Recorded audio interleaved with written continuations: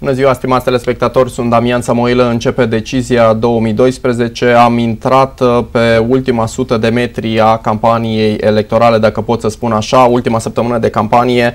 Începem astăzi cu o emisiune legată de monumentele istorice și patrimoniu. Au fost invitați toți candidații din partea tuturor partidelor. Astăzi a acceptat invitația noastră doamna Locodi Edita Emoghe, candidat UDMR pe colegiul numărul 2 al Camerei Deputaților. Sărut mâna și bine ați venit! Vă mulțumesc frumos și îmi pare bine că iarăși suntem împreună, putem să discutăm despre o temă atât de generoasă și de frumoasă cum e tema monumentelor istorice și monumentelor protejate. Cred că aici în Transilvania această temă și mai ales în județul Mureș, această temă este foarte, foarte importantă. Doamna Locodi, înainte de a trece la monumente, să discutăm puțin despre patrimoniu. S-au dat foarte multe bătălii în trecut, foarte multe declarații publice legate de recuperarea patrimoniului orașului de la diferite ministere. S-au dat bătălii și între Consiliul Județean și Primăria Târgu Mureș. Cum stăm la acest capitol? Ce terenuri ar trebui să avem și ale cui ar trebui să fie, de către cine ar trebui să fie administrate? Deci, vorbind despre patrimoniu, în primul rând, ascultătorii și telespectatorii trebuie să știe că acele clădiri în care a funcționat o instituție care este în subordinea unuia dintre administrațiile publice, locale, municipale, orășenești, comunale sau ale județului, au intrat în patrimoniul acestor instituții. Deci acesta în virtutea legii din 2004. Acesta nu era o invenție nici a uneia dintre noi, așa că lupta era absolut pe degeaba. Erau doar niște declarații, da, anumite clădiri, monumente istorice sau care fac parte din sediile administrative a unor instituții din subordinea Consiliului Județean sau a municipiului, au intrat în patrimoniul acestor instituții. Că acea clădire este pe teritoriul administrativ a municipiului sau a orașelor nu contează, pentru că instituția administrativă a județului există și dacă susțină activitatea instituției și bugetul instituției, este normal să intră în patrimoniu clădirea și să asigură fonduri și pentru acea clădire. Așa că această luptă tam-tam era mai mult de natură politică, era la rangul declarațiilor, dar nu se întâmpla absolut nimic, pentru că nu putea să se întâmple. Legea nu se schimbă pentru județul Mureș sau pentru județul Neamț, legea este unică pe țară. Și această situație se întâmpla și în altă parte, în toată țara. La ce mă gândesc aici? Mă gândesc la acele clădiri care, în primul rând, sunt patrimoniu național, în care funcționează instituții culturale sau chiar funcționează anumite clinici care sunt și aparțin Spitalului Clinic Județean Mureș. Așa este din Gheorghe Doja clădirea în care funcționează Spitalul de Boli Infecțioase numărul 2. Așa este clădirea în care funcționează vechea maternitate și în spate este oftalmologia. Așa este clădirea în care funcționează Muzeul Județean, clădirea Palatul Toldologhii, clădirea din strada Horea, în care este Muzeul Naturii, care a fost construită tot pentru Muzeul Industriilor. Așa este Palatul Culturii, așa este clădirea administrativă în care funcționează Prefectura și Consiliul Județean. Iată că ar fi anormal ca această clădire să aparțină de o entitate administrativ locală de municipiu și noi să plătim chirie dintr-un buzunar, statul să ia banii și să pună în buzunarul celălalt. Și dacă funcționează o instituție într-o anumită clădire, este normal să fie întreținută de acea instituție. S-ar fi putut ajunge la o înțelegere, însă cu primăria Târgu Mureș era destul de greu. În timpul în care am avut onoarea să conduc județul, totdeauna Consiliul Local acuza că cu mine nu se poate înțelege. Acum aceeași problemă este și cu actualul președinte al Consiliului Județean, care nu mai este persoana mea, deci iată că nu depinde de o persoană, depinde de o mentalitate, depinde de o serie de declarații politice care nu sunt urmate și fondate nici economic și nici funcțional. Aceste clădiri sunt foarte valoroase și fac parte din patrimoniul național, deci trebuiesc ca atare tratată cu multă grijă. Județul, în momentul în care a câștigat fonduri europene pentru promovarea județului și acest proiect chiar recent a fost finalizat, specialiștii care au venit și au făcut lucrările pentru promovarea județului au ajuns la concluzia că suntem una dintre cele mai bogate județe din punct de vedere al monumentelor istorice și al patrimoniului de valoare. Putem să mergem înapoi până în Evul Mediu, pentru că dacă mă gândesc lângă Daneș este Criș și acolo este un fost palat al principelui Batorii.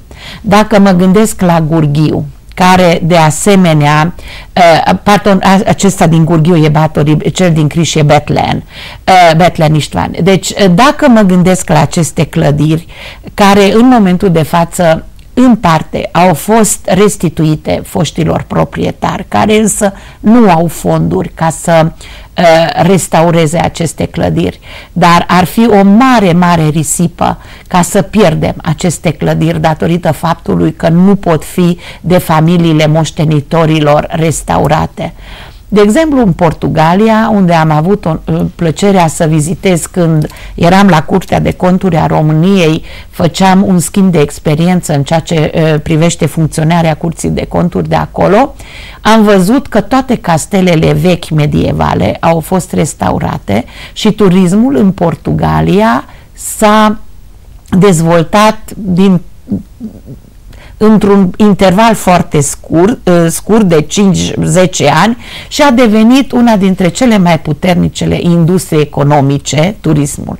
Am putea și noi să trăim această perioadă dacă România ar negocia cu Uniunea Europeană în sensul ca să salvăm aceste capodopere. Știți foarte bine, o atenție deosebită are Curtea Regală Britanică față de Transilvania, tocmai pentru aceste castele vechi care există aici și se încearcă salvarea acestor monumente la Viscri, satele săsești, care sunt unice aici în partea aceasta europeană. Sighișoara, la fel, face parte din monumentele protejate de UNESCO și care câștigă fonduri europene pentru a putea fi salvată, și mă gândesc la celelalte care sunt încă în județul Mureș, cum ar fi la Brâncu Covenești, castelul Chemeni, cum ar fi la Ozd, un alt imobil care a fost restituit bisericii, dar nici biserica reformată nu este destul de bogată și puternică ca să poate să salveze aceste clădiri.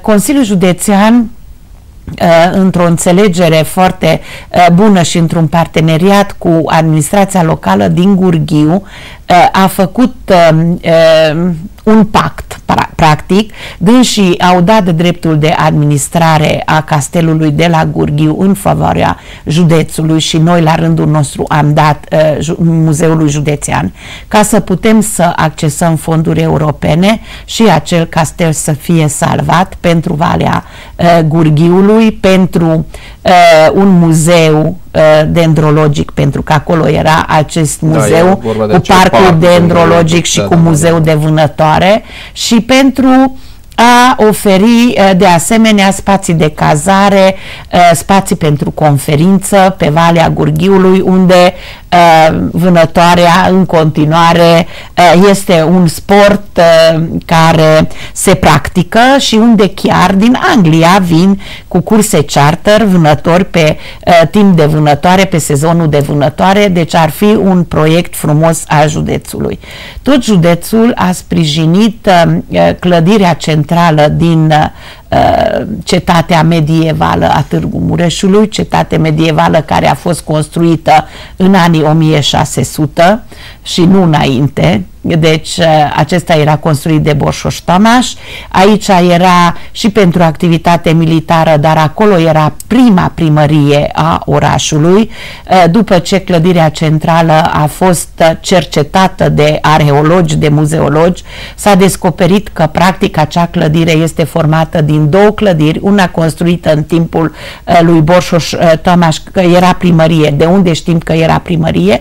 Că s-a găsit acolo un loc care precis că era o pivniță formată pentru condamnați, unde erau lăsați persoanele care sufereau o condamnare grea. Și acest lucru acum este placat cu sticlă și se poate vedea. De asemenea, se știe că ulterior s-a construit aripa dinspre răsărit, pentru că acolo era garnizoană și acolo era activitate militară. Acum spațiul este folosit de Muzeul Județean, se fac acolo expoziții temporare și clădirea, împreună cu un proiect pe care a câștigat primăria Târgu Mureș cu restaurarea totală a cetății, va deveni un punct turistic important.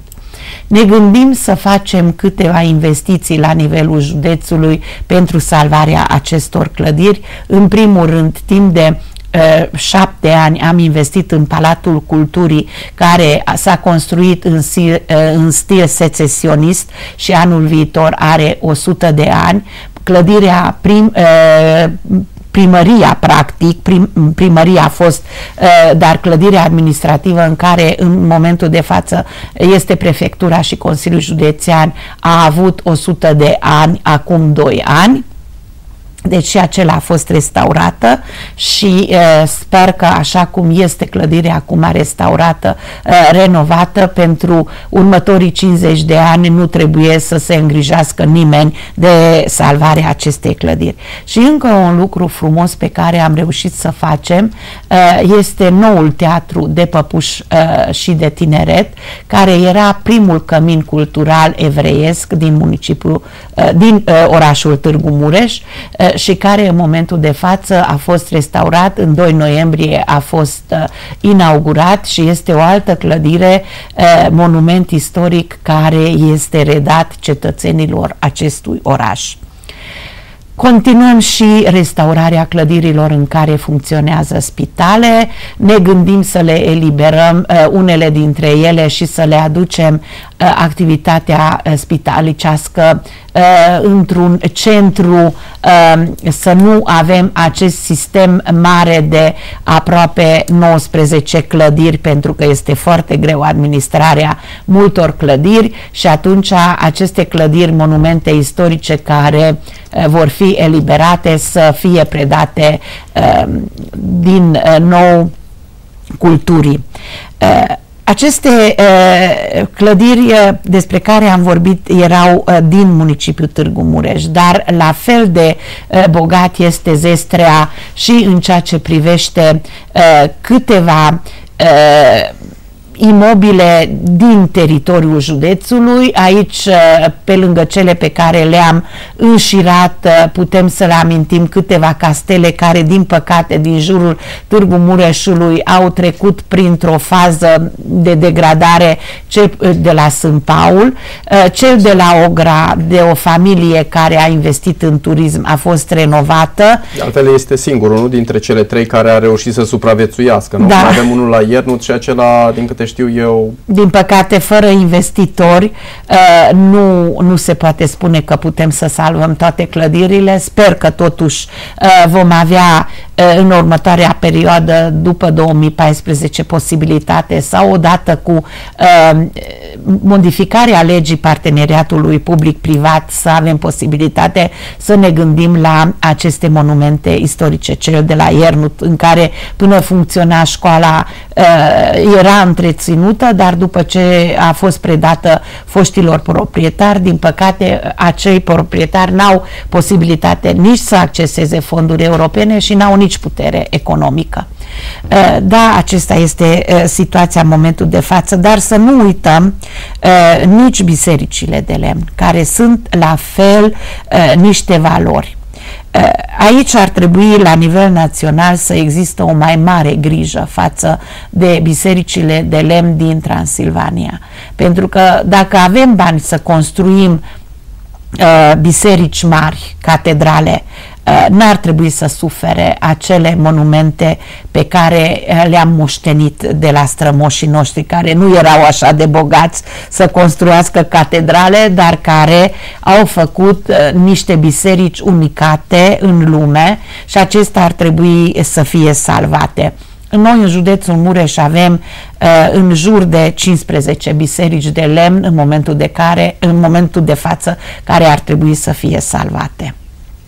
Ce am putea să facem în ceea ce privește finanțarea? Se dau destul de puțini bani. Cum veți sprijini, cum veți interveni odată ajunsă în Parlament pentru a da mai mulți bani și pentru a ajuta practic la salvarea acestor monumente istorice? De asemenea, a doua parte a întrebării, vreau să mergem pe o propunere legislativă tocmai pentru ca și proprietarii care au preluat aceste clădiri să fie mulțumiți, însă, pe de altă parte, să se găsească un soi de parteneriat sau o altă metodă prin care totuși să se poată interveni cu bani sau cu fonduri europene pentru a salva până la urmă toate aceste obiective.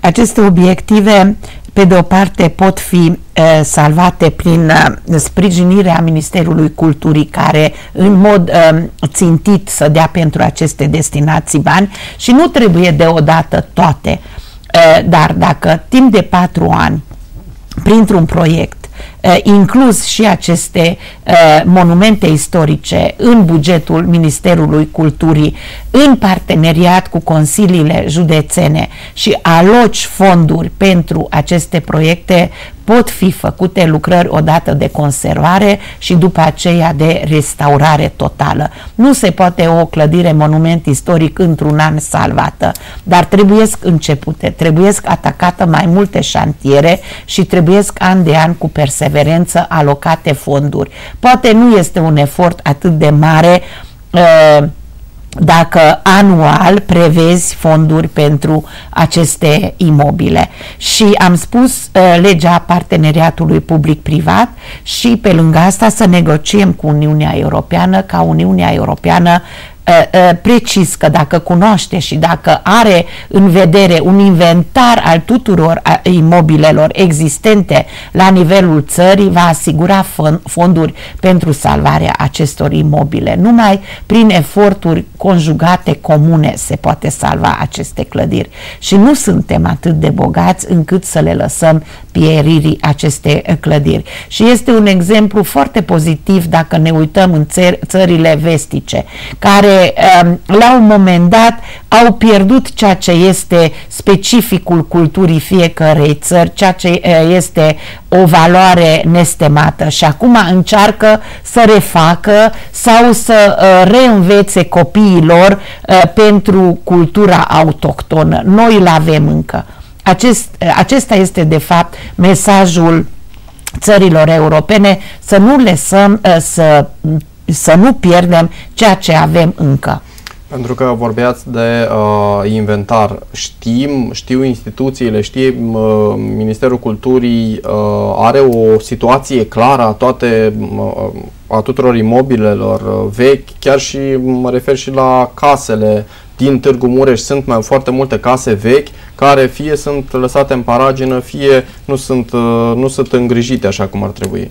Da, prin lege este foarte bine determinată care clădire este monument istoric și fiecare primărie a făcut un astfel de inventar și noi la nivelul județului, la Direcția de Urbanism și Amenajarea Teritoriului am făcut un astfel de inventar și am trimis către București. Chiar avem un registru al monumentelor istorice. De exemplu, dacă o clădire monument istoric este de proprietar pus în vânzare, județul are și normal și administrația locală, primările au drept de preemțiune, pot să-și exprimă dorința că vor să achiziționeze aceste clădiri, să-l salveze. Am făcut asemenea mișcări, așa am cumpărat și clădirea Teatrului Evreiesc și de asemenea avem noi câteva clădiri în proprietatea județului și a municipiului care pot fi salvate. Trebuie mai multă atenție față de aceste clădiri. Am înțeles. Vreau să discutăm și despre acele clădiri din afara județului, dar chiar și din oraș. Este vorba despre clădirile care sunt în proprietatea unor persoane fizice. Avem o lege clară, instituțiile publice nu pot să facă investiții în cazul unor obiective care sunt proprietate privată. Ar trebui să se modifice această lege, ar trebui luate sancțiuni împotriva celor care dețin astfel de obiective istorice și nu le îngrijesc. Cum ar fi o rezolvare? Și primăria Târgu Mureș are o hotărâre. Oamenii ăștia ar trebui să fie sprijiniți. Adică, în loc să plătească impozitul după clădire, să lăsăm să facem posibil ca cei care au în proprietate aceste clădiri să poate să folosească sumele pe care le datorează ca impozite pentru renovarea acestor clădiri. Renovare exterioară, renovare și salvarea structurii clădirilor și atunci aceste clădiri, precis că fiecare proprietar ar fi mândru să aibă o clădire frumoasă, renovată, reparată în stilul în care a fost construită. Aici ar trebui chiar să ne gândim cum am putea ca aceste imobile să fie salvate printr-o lege generală, lege care prevede impozitul și scutirea acelor proprietari de plata impozitelor, însă anual a face dovada că acea contravaloare care constituie impozit a fost reinclus în clădirea respectivă. Numai așa văd că s-ar putea face un prim pas și dacă cineva dorește să facă o investiție mai mare sau dorește să deschidă acolo o activitate turistică, de asemenea să fie sprijinită. Normal, banul public nu poate să vină în sprijinul proprietarului, dar ar putea să renunțe administrația locală la plata impozitului dacă se reîntoarce acea valoare în clădirea respectivă. Bun, avem o zonă importantă în județul Mureș și mă refer la zona Saschizului.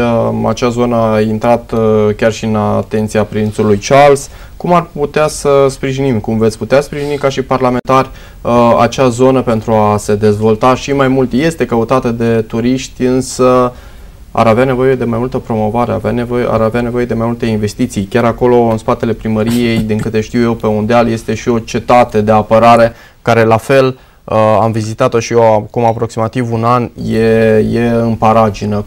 Cum ar trebui făcut? Din câte știu, administrația publică locală e pe cale să atragă niște fonduri europene și pentru acea cetate. Cu primăria Saschiz am încercat și primăria s-a zbătut și domnul primar personal ca să promoveze atât cetatea cât și biserica fortificată și mai are câteva clădiri acolo în centrul comunei care sunt clădiri monumente istorice, sunt niște clădiri tipic săsești, însă care au o valoare deosebită, cum ar fi vechea școală. Care e problema la Saskiz? Saskizul, de când a fost promovat ca și un loc turistic, s-a dezvoltat mult și a avut posibilitate chiar să atragă fonduri, bani europeni, nu numai pe alimentare cu apă și canalizare, dar și pentru biserica fortificată. O parte din biserică a fost restaurată. Biserica este proprietatea Bisericii Evanghelice. Cetatea țărănească, o vreme, primăria, așa cunoscut, este proprietatea comunei și ca atare comunitatea, deci primăria este cel care trebuie să reprimească dreptul de proprietate. Dar ulterior s-au găsit în cartea funciară niște adnotări că ar fi și acea cetate proprietatea Bisericii Evanghelice. De aceea n-a putut primăria să câștige pe programul operațional regional fonduri pe turism, pentru că era pregătit primăria Saskiz să atragă fonduri din axa pe turism, axa numărul 5, în perioada 2007-2012. Însă nu s-a putut. S-a dezvoltat mult. Acolo s-a făcut un studiu de către unul dintre biologii cei mai de seamă din Anglia, care a făcut chiar o hartă a plantelor rare. Așa s-a început acolo și activitatea productivă a gemurilor, a gemului rebarber, care era acolo o rețetă specifică a locului, și așa s-a dezvoltat acolo o asociație care acum aduce în toată Europa aceste gemuri, compoturi făcute de către comunitatea din Saskiz. Și împreună cu Trustul Eminescu se încearcă să se atragă fonduri pentru salvarea cetății, care era chiar împădurită, dar primarul a eliberat de vegetația din fața cetății ca să poate să fie vizibilă, să fie o atracție turistică. De departe se vede și când mergem către Saskiz și când venim dinspre Brașov. Da, și acolo problema este atragerii fondurilor europene. Comunitatea, din păcate, nu va fi destul de puternică. O vreme s-au încercat să vină și niște investitori, chiar și din Italia s-au interesat, și din Germania. Problema este tot același ca și toate problemele despre care mai înainte am vorbit la nivelul României, sau o lege a parteneriatului public-privat, ca să știe investitorul privat care vine în ce condiții investește banii pentru turism, sau fonduri europene. Altfel, comunitatea nu o să poată să salveze în totalitate, doar să facă niște lucrări încât să țină acest monument încă în viață. Mulțumesc pentru răspunsuri, stimați telespectatori. Luăm o scurtă pauză publicitară, revenim mai apoi cu alte probleme legate și soluții, bineînțeles, legate de patrimoniu și monumentele istorice din județul Mureș. Rămâneți alături de noi.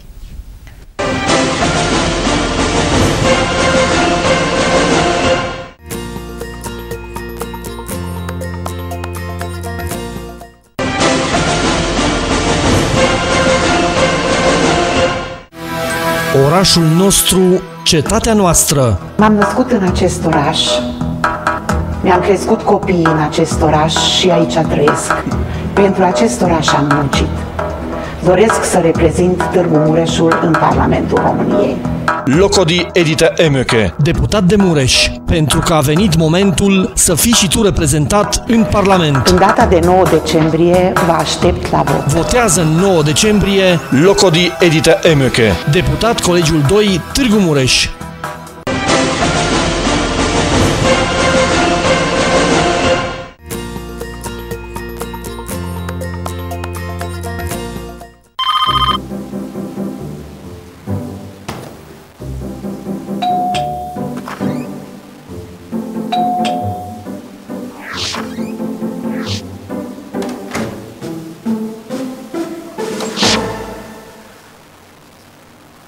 Iaurtul San Lacta de la Supervăcuță este o surpriză plăcută zi de zi.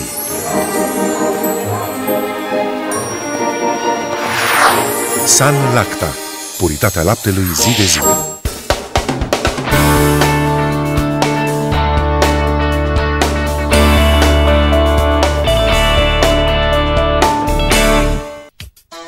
Primăria Târgu Mureș vă invită la Revelionul persoanelor vârstnice luni 31 decembrie 2012 de la ora 17 la Complexul Prezident. La petrecere se pot înscrie cuplurile care au împlinit peste 35 de ani de căsătorie, precum și persoanele singure care ar fi putut împlini peste 35 de ani de căsătorie cu domiciliul în Târgu Mureș. Înscrierile se fac începând cu data de 3 decembrie, zilnic între orele 9-13, la Centrul Cultural Mihai Eminescu, în limita locurilor disponibile. La înscriere, participanții vor prezenta buletinul, certificatul de căsătorie și cuponul de pensie. Costul unui bilet este de 10 lei. Menționăm că în ziua evenimentului, de la ora 16, din principalele zone ale orașului, vor porni curse speciale de autobuz care vor asigura transportul participanților la eveniment. Primăria Târgu Mureș vă așteaptă cu drag. Alegerile pentru Camera Deputaților și Senat vor avea loc în data de 9 decembrie 2012 între orele 7 și 21. Au drept de vot toți cetățenii care au împlinit vârsta de 18 ani până în ziua alegerilor, inclusiv alegătorii care au fost omiși din copia de pe lista electorală permanentă vor fi înscriși în lista electorală suplimentară de către președintele biroului electoral al secției de votare. Cetățenii din străinătate votează la una dintre secțiile de votare din acea țară în care și-au domiciliul sau reședința. Votează, o campanie susținută de Autoritatea Electorală Permanentă. Coralimpex, calitate la standarde europene. Efectuăm tratamente de deratizare, dezinsecție, dezinfecție și fitosanitare. Avem acoperire națională. Indiferent unde aveți domiciliul, nu ezitați să ne contactați. În Târgu Mureș, pe Bulevardul Pandurilor, numărul 87. Telefon 0265 256 004. Coralimpex, seriozitate, competență și promptitudine.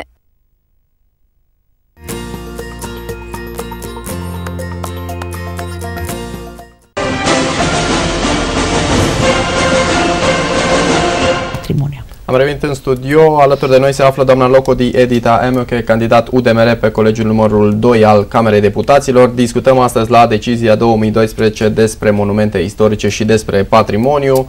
În timpul pauzei publicitare, doamna Locodi a primit și o întrebare de la una dintre telespectatoarele noastre. Despre ce este vorba?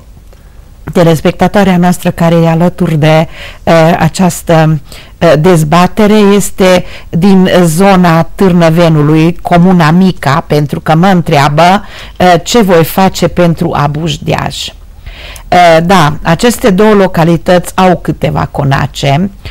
Una dintre aceste conace este chiar sediul primăriei din Mica, care recent a fost restaurată și în care funcționează primăria, și restaurarea s-a făcut cu sprijinul Ministerului Culturii. Mai există și la Deaj un fel de conac, însă acesta este, cred că, sediul unde locuiește medicul, deci este o locuință de serviciu, dar este o casă foarte frumoasă. Abuș, e la fel, și la Abuș există o clădire, dar mi se pare că și clădirea de la Abuș a fost restituită proprietarilor. Da, și aceste două clădiri ar merita să fie salvate, pentru că este tipice zonei dintre Bălăușeri și Târnăveni. Cred că aceeași lege cu care ne luptăm pentru celelalte castele ar putea să fie aplicate și aici. Deci, vedeți, noi nu ne gândim doar la o singură clădire când vorbim aici de salvarea monumentelor istorice și a imobilelor patrimoniu, ci ne gândim în ansamblu pe toată țara, pentru că în Parlament va trebui să creăm legi care vor proteja absolut tot ce este de acest domeniu.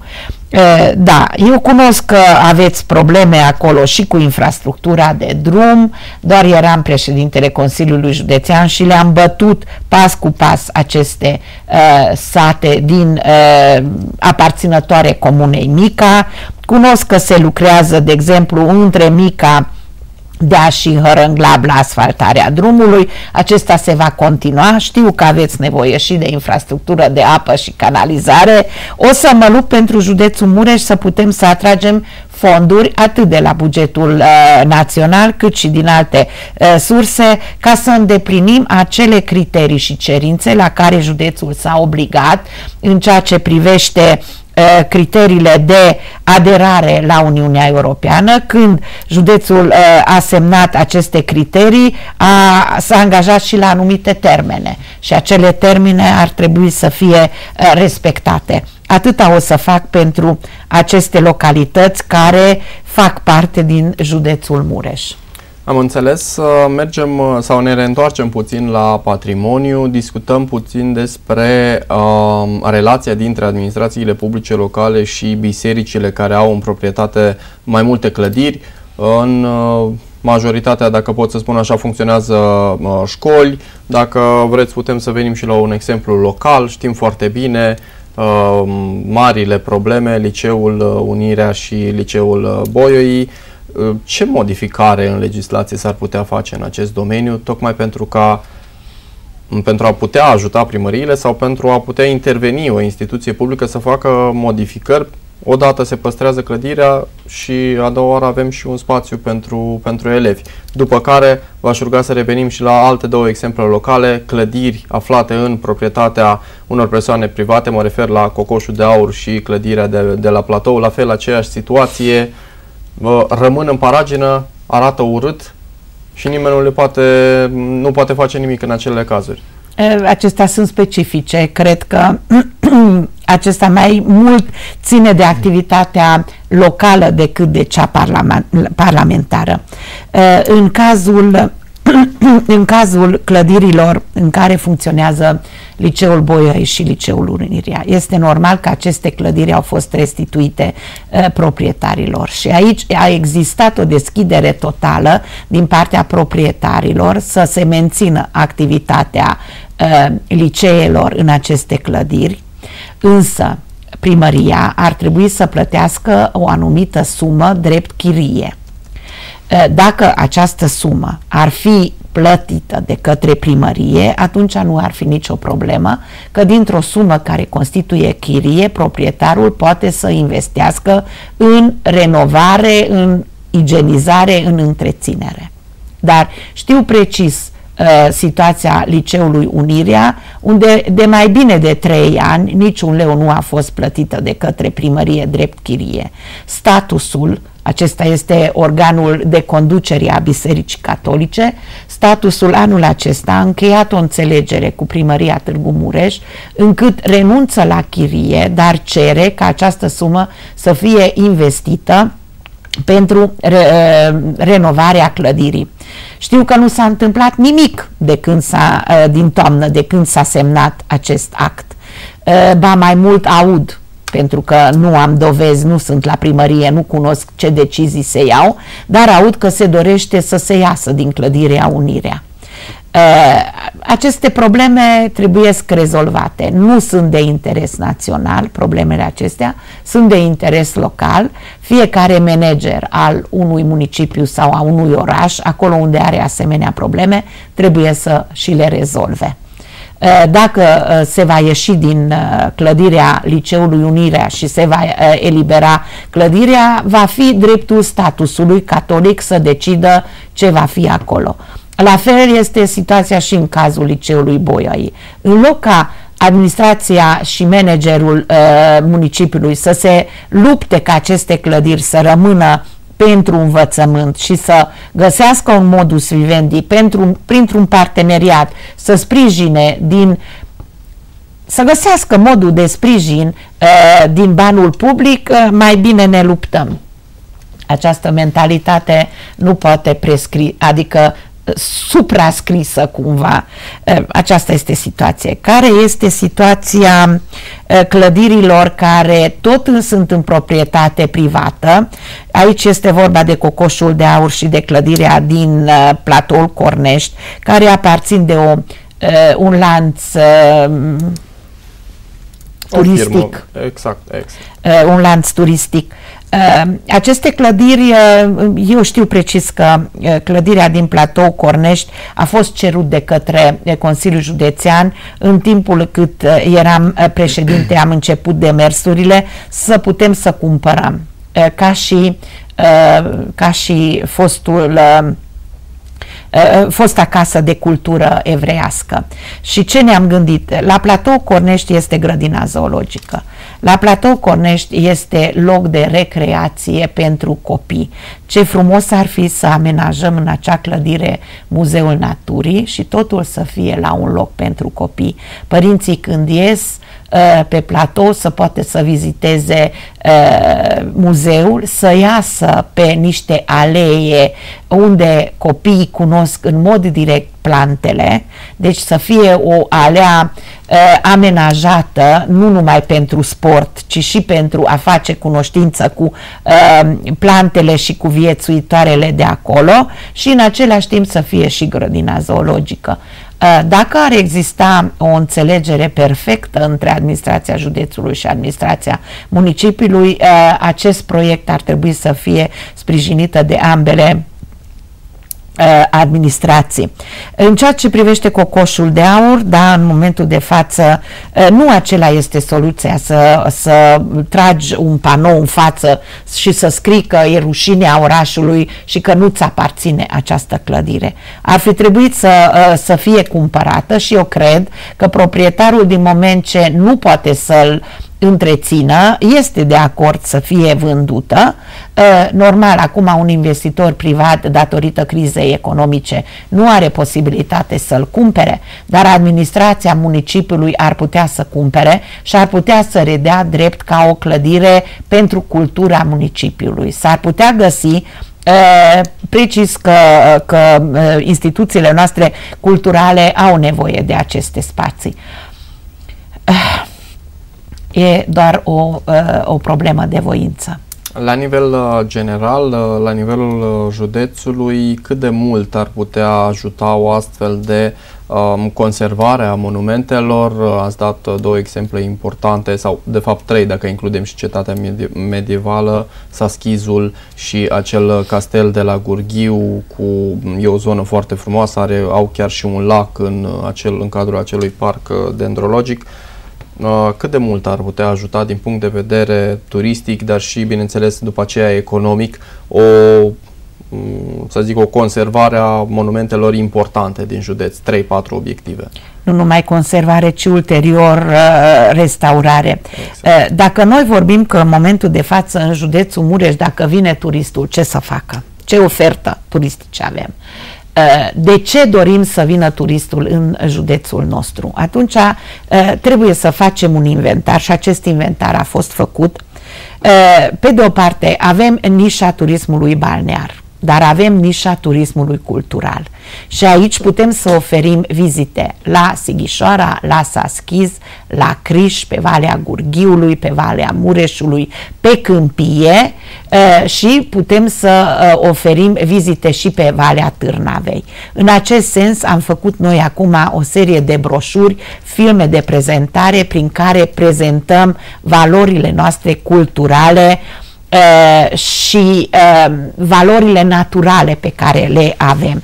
De asemenea, avem nișa turismului verde, care este exact axat pe acele drumuri foarte bine marcate turistice pe care se pot face drumeții. Începând de la Sighișoara, se poate ajunge în Munții Călimanului. Pe jos există trasee stabilite, 42 de trasee turistice au fost marcate de către salvamontiști și dacă cineva dorește să vadă, există Perpetuum mobile, există Asociația Carpatică Ardeleană în județul Mureș care promovează turismul, există Pro Biciclo Urbo, există o serie de alte asociații civile care chiar sunt niște ghizi, organizează săptămânal, la sfârșitul săptămânii, excursii pentru doritori de a ieși în natură. Există Asociația Culegătorilor de Ciuperci care educă în același timp cetățenii ca să cunoască ce se poate aduna din natură, care este comestibil, ba mai mult este chiar curativ, preventiv. Deci, județul a făcut eforturi pentru a promova turistic județul Mureș. Am spus balnear, cultural, religios. Și avem inventariată toate obiectivele religioase de seamă, nu numai din municipiu, din tot județul Mureș. Avem cel verde și avem pe etnii. Noi suntem un județ multietnic unde vizitatorul care vine în județul Mureș poate să meargă la mai multe spectacole prin care face cunoștință cu obiceiurile și cu cultura noastră. Atât cultura română, maghiară, cât și a romilor. Această promovare dorește ca pentru următorii ani să fie ca un ghid pentru turiști, dar nu trebuie să uităm un alt efort pe care am reușit să facem cu parcul cu motor, care acum 40% este deja construită, este realizată, care se va finaliza anul viitor în toamnă, care înseamnă turismul pentru sport, pentru iubitorii sportului cu motobiciclete, cu mașini mai mici. Este o pistă de concurs, e construită pe platoul Cerghidului, dintre Ungheni și Cerghid, aproape de aeroport, aproape de viitoarele autostrăzi. Eu sunt convinsă, chiar dacă acum lumea protestează că în Transilvania doar 40 de kilometri de autostradă a fost construită în jurul Clujului, că totuși viața o să bată filmul, cum se zice, deci se vor realiza aceste autostrăzi și atunci aceste eforturi pe care le-am făcut acum vor aduce fructele. Se va dezvolta turismul, deci această nișă economică a județului.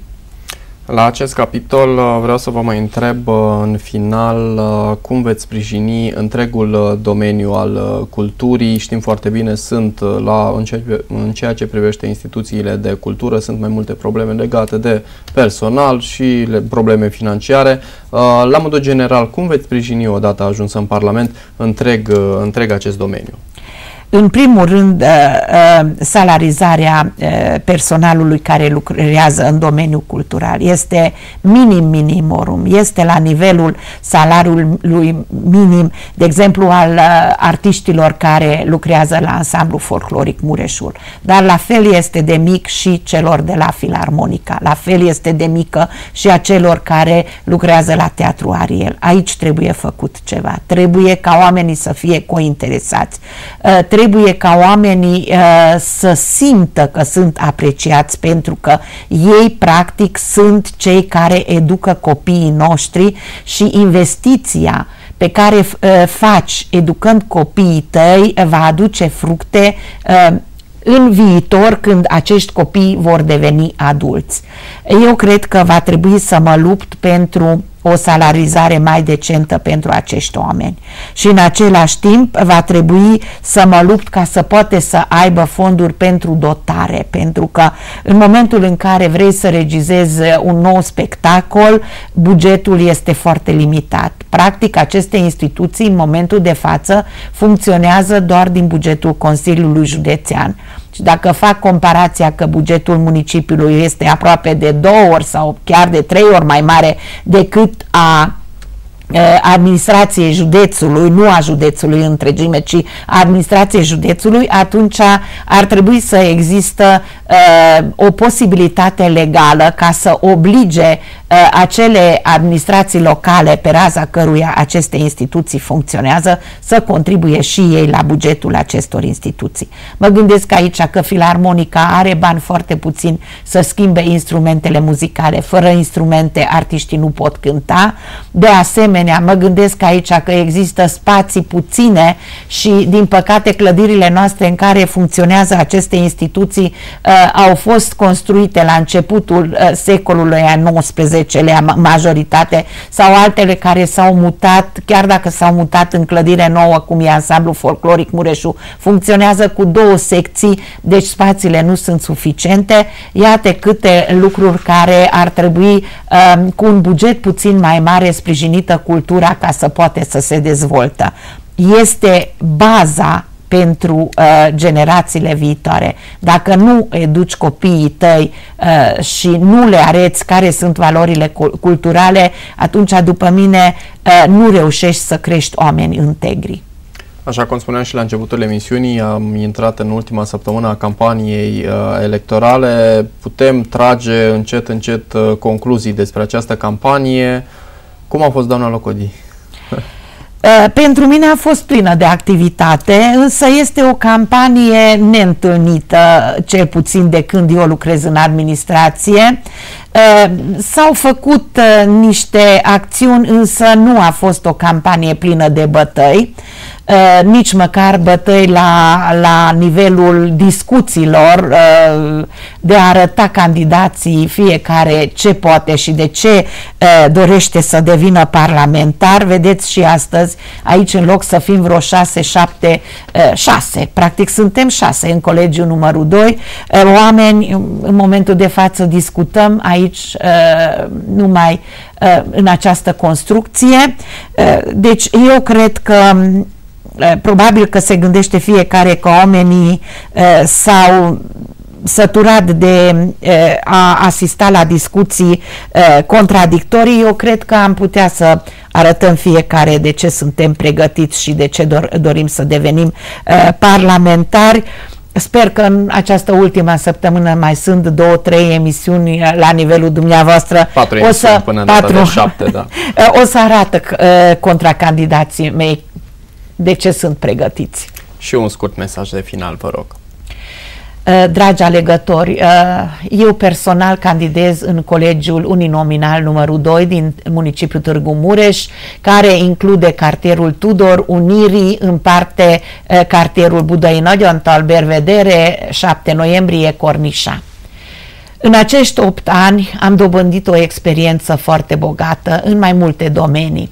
Nu sunt eu atotștiutoare, adică nu cunosc totul perfect, dar cu ajutorul specialiștilor din domeniu, consultându-mă, cred că pot să fructific această experiență juridică și experiență pe mai multe domenii. Vă rog, în data de 9 decembrie, acordați-mi 10 minute din viața dumneavoastră, mergeți până la secțiile de votare din această circumscripție electorală numărul 2 și cu încrederea dumneavoastră dați-mi un mandat ca pe următorii 4 ani să pot să vă reprezint în Parlamentul României. Vă mulțumesc! Doamna Locodi, mulțumesc și eu pentru că ați fost prezentă și astăzi în emisiunea noastră. Probabil la final va trebui să propunem un premiu. Sunteți de departe cea mai prezentă persoană sau ați fost cea mai prezentă persoană în emisiunile noastre. Așadar, stimați telespectatori, ultima săptămână de campanie electorală, mâine de la ora 10:20 venim cu o dezbatere pe tema economiei. Urmează apoi în zilele următoare până în data de 7 decembrie dezbateri pe tema agriculturii, justiției și ultima dezbatere din data de 7 pe dezvoltarea județului Mureș, planuri generale.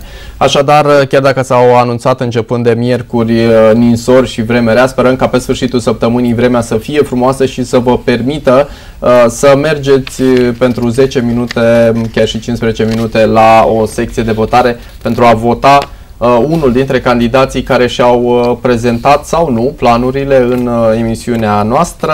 Până mâine, vă spun, rămâneți cu bine, nu uitați, așa cum am mai spus, mâine economie. Vă așteptăm, la revedere!